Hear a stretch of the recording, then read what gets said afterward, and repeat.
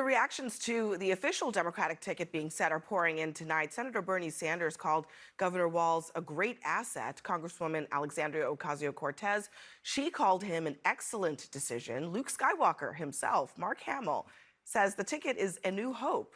And former Minnesota Senator Al Franken tweeting a picture of himself with Walz, writing that he is, quote, a great choice with an impressive record in Minnesota, and he's not weird.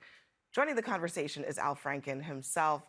Senator, thanks for joining us. So what do you make of this decision? I mean, what do you make of the critique that this is doubling down on the left when really what Vice President Harris needs to be doing is reaching out to the political center of the country?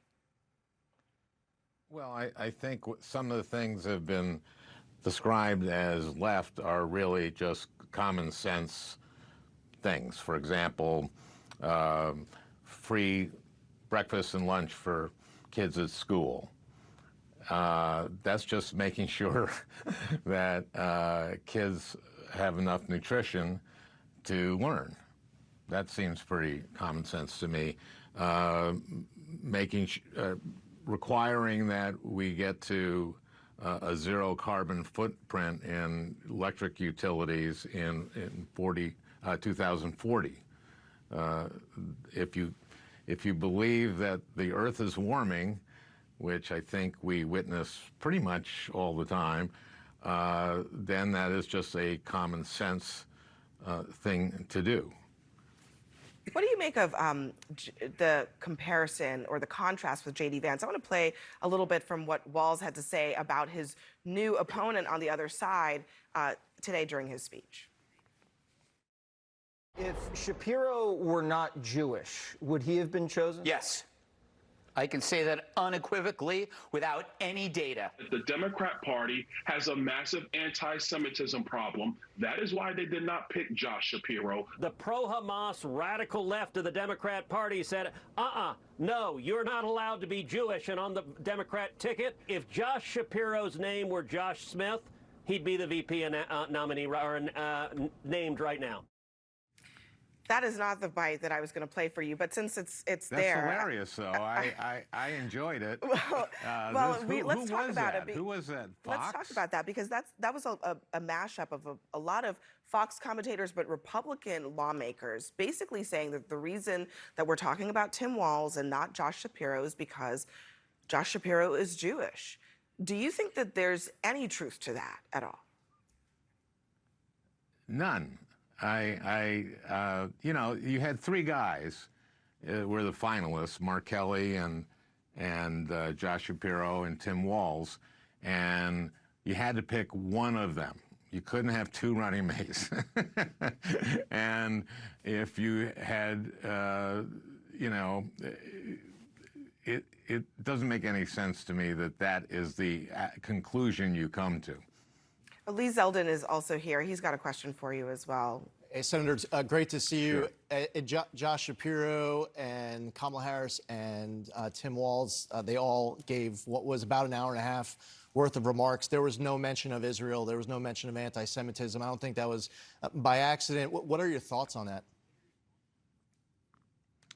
Well, I think they were talking to the issues that they think play most strongly. That's what you usually do in speeches like this. They weren't covering every issue around, like a State of the Union address or something. So I think that just made sense to me. Those are divisive issues to some degree, and you know, they're going with their strengths.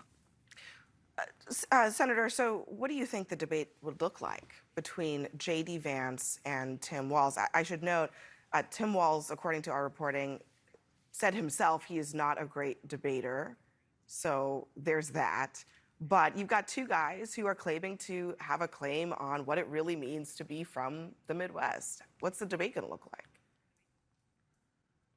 Well, okay, if you look at the two guys and how Midwest they are, Tim grew up in Nebraska, then as an adult moved to Mankato, Minnesota, and became a high school teacher. He had joined the National Guard first, and was in the National Guard for 24 years or something.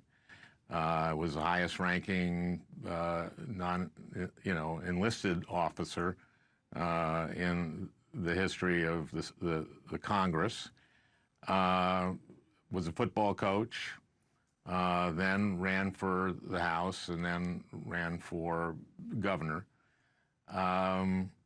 Let's see, the other guy,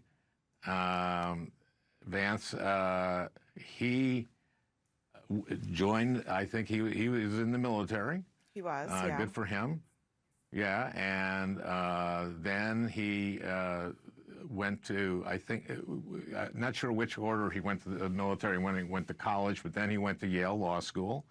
And then at Yale Law School, Peter Thiel found him and started him as kind of a venture capitalist in San Francisco. And he wrote a book, a very good book about hillbilly elegy, which ultimately kind of, I think, sold out his culture that he grew up in, but basically moved to San Francisco and calls Walz a San Francisco liberal, where Walz has never been. I'm sure he's been to San Francisco, but he's never lived there. So I like the matchup in terms of who seems genuine and who doesn't. This, the story, the Walz story, was pretty cool today, I thought. Van Jones is here as well. Van. I wonder how you see this going forward. Now, people from your part of the world don't usually get on the national stage. You are probably the most famous person from your part of the world. Any advice for Walz going forward? Should he be more visible, less visible? How should he play it? Oh, I think he's going to be very visible. And I think that's a good thing. I think that you saw him today. I think that he came off as very... Yeah, jokes. What he presented was very popular. Yeah, jokes almost as good as your jokes. Were you jealous? Did you feel like he was stepping on your? No, I was very proud of him. It was how the crime rate has gone up during Trump, and not even counting the crimes he committed. Yeah, that was good. I thought that was a good joke. So speaking of jokes, this is the most important question of the night. Who should play Tim Walz on SNL? Vanity Fair put your name on the list, by the way, Please Senator. So you're up there. I could do the accent. There is a striking resemblance to Steve Martin, I have to say. What do you think? Steve would be a possibility. Steve is a little on the slender side. Would you do not it? That Tim. Well, I'm a little on the slender side too.